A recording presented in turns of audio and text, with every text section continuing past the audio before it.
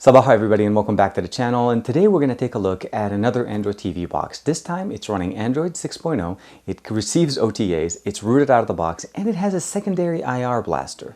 Let's go ahead and check that out.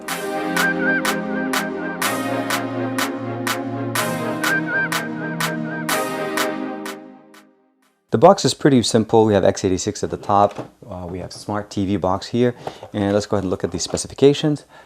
We're looking at basically, it's an AM Logic S905X CPU. It is an ARM Cortex A53 running Android 6.0 out of the box, and it does receive OTAs. I did receive one already since I've had the box.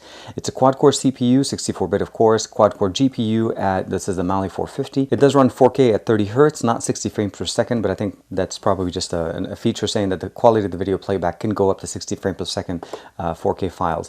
Although the VP9 HDR10, H.265, not just H.264, 10-bit video playback, eMMC design, LAN of course, Wi-Fi through 2.4 gigahertz, and then IR, and it says dual IR, and I'll explain to you in a second. The x86 box is extremely small. Of all the other boxes I've actually reviewed in the past, you can see that it's extremely thin, very nice. We have a couple of grills here just to be able to kind of do ventilation. We have a little risers here. They're not rubberized, they're plastic, but it should be pretty good. I'll give you guys a quick tour in a second. We have a power brick, US directly, so it will work directly in the US, no adapter needed. We do have a secondary IR, and this is where it's going to start looking a lot better as far as integrating it into your entertainment system. And I'll explain it next. Of course, HDMI cable to connect to our TV or / monitor. This is it's a double sticky tape that we are able to use to mount it to any surface. It does have Velcro on the back, and it's intended to basically mount directly on your TV. And the reason behind that is so that you can actually use the secondary IR to actually have a better experience with it. You just put it on and clip, and now you have a TV box that can actually mount directly to the back of your TV. So you can stick this to any surface, flat surface, and it will sit there. You do not have to actually get interfaced directly into it to see the IR blaster. The box, as I mentioned, is extremely thin. We do have optical out, DC, this is for power of course, HDMI for output. It does carry audio over HDMI, so if your monitor supports it, you're definitely going to get the audio experience there. Ethernet, of course, for LAN, and we have audio video for headphones if you want to be able to play audio video out. It does not come with an included cable for audio video, so that's one thing you want to be aware of. And this is where you'd connect your additional IR blaster if you want to mount this behind your TV.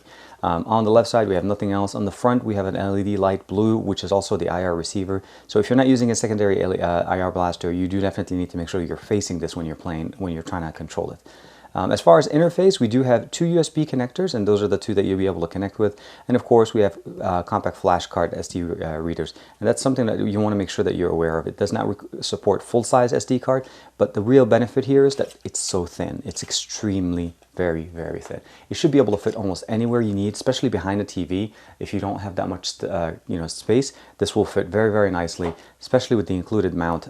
You just have to put it on, snap it, and you're set. I went ahead and connected it to my monitor, and I did put it behind the actual monitor, so you don't actually see the box anymore here. What we have here is that secondary IR blaster, and I'm going to use the remote. Now, it doesn't have Bluetooth, but the controller that I'm going to be using, which is a GameSir controller, does come with a dongle that enables us to just interface directly. There's no pairing required or anything. You just connect the dongle that comes with the controller to your to your TV box, and it recognizes it directly, and I'm able to, hopefully you guys can see that, interface quite well with it. So I'm going to go through a few demos for you guys, showing you some of the things that are on it. So we're going to change the view directly to the actual unit, and I'm going to play back some 4K footage that I took with my Yi camera, which is the Action 4K camera, just to kind of show you guys how it does play back as far as 4K and handle it. First and foremost, the interface is very simple. This is Android 6.0 running over basically a skin that we get. So I'm going to go real quick here to the right and go about. And it should give us the information here. It says system update if you want to do OTA updates, ads. x86 is the model. Android 6.0.1 is the version of the ROM specifically. June 1st, 2016 is the security update. Overall, the interface is very simple. We have Google Play Store pre-installed, as well as Chrome, and as well as Netflix and Facebook, and some of the main applications that you can remove. We do have categories set up, and we also have the ability to do a ROM cleaner. So within the 2 gigs RAM that are installed, you have the ability of just clicking that button, and it will clear whatever running applications so that you release the most amount of RAM and your system stays running fast. As far as applications, and you notice it's working pretty good. We have App Installer. I did install Asphalt 8 for demo, and I'll show that to you guys. Built-in browser, Chrome's already in there, Facebook, file browser, and we'll get a chance to check that out. It does support Mirrorcast, so you can cast your device directly to this without having to have Chromecast installed. media center, as well as Kodi pre-built, and also with some channels already pre-configured. Gmail and gallery, of course, these are built in. Film Online TV is an online streaming service. Modro is also installed and working.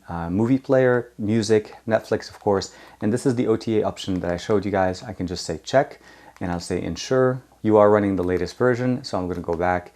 And then there's actually the last thing I wanted to show you guys is we do have root on this device. So let's scroll down here. Super user installed. Twitter, of course, update. YouTube, settings, PPPoE, Play Store, Showbox, of course, is installed. Skype and Google Play Games. You needed that to be able to run the other game.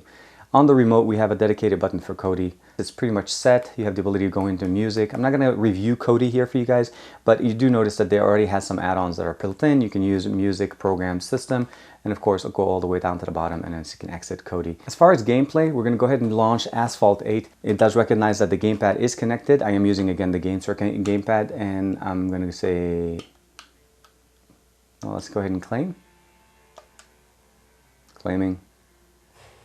2 tokens, next, and I'm going to go ahead and just play a game.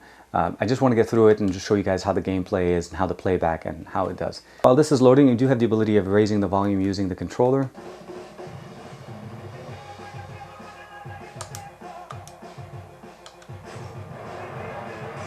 And the controllers are very simple. I'm going to go ahead and start it up.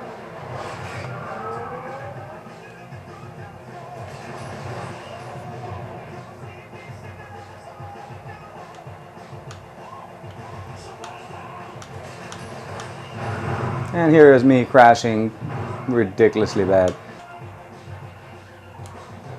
Yeah, it's not bad. We can drift.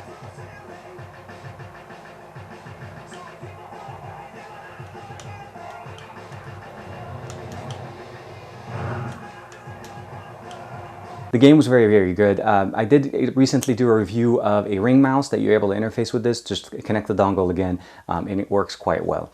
You have the ability of setting up different things within the system, and again, using it is very simple. What I wanted to do for you guys real quick is also do a demo of 4K footage. On my Phantom 3 standard, I'm going to be using the 2.4K footage that's coming straight out of the camera, as well as the... And you have the ability of skipping forward.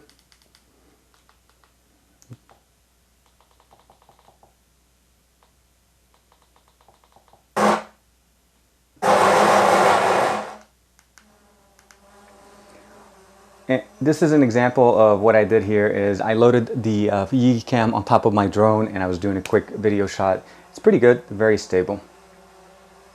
At the end, this actually is a very capable Android TV box. It does play it with 4K very, very nicely. It has 2 gigs of RAM, built-in storage of 16 gigabytes. You can expand on that, of course, with a micro SD card. It doesn't support full SD card, but that's not a problem because I think we have a lot of micro SD cards, especially with a lot of these devices these days. The other thing, it doesn't have Bluetooth, but I didn't have that as a problem because the interfaces that I was trying to use with it, like the ring mouse that I was telling you guys about, I did a video of that before. You probably should be able to see that on the channel. Interface with it because it comes with its own dongle. The gamepad from GameSir comes with its own dongle, so it worked with me. They do support Wi-Fi controllers, so if you've seen any of those Wi-Fi controllers for other TV boxes, it is supported here at 2.4 gigahertz. So it's not like you can't interface with it with other devices other than the remote control that comes with it. It just doesn't have Bluetooth, which is, again, a plus and a minus, but I think for where it is, it's very nice. I like the box. I like how smooth it is. You guys saw with the gameplay. It's very, very nice. And it sounds really good because it transfers audio over HDMI, and it does support HDMI over to 4K at 30 hertz. So if you have 4K at 30 hertz and you're happy with that, you should be good. Anyways, let me know what you guys think in the comments below. I want to say thank you very much for them allowing me to be able to review this device for you guys. I'll give you guys a link in the description below, of course, to check it out over at Amazon. It's a really good deal for what it offers, and it's extremely thin, and you can actually, again, stick it to the back of your TV so you'll never even have to see it. Connect that little IR blaster like I have it here. You can even barely see it in this shot, and then you can just interface with it right away. Very, very nice. Like and subscribe as usual. Let me know what you guys think in the comments below. I did say it was rooted, so in case anybody missed it, this is a rooted box out of the box. I don't know how many times I can say box. I'll see you guys in the next time, and thank you very much for the support.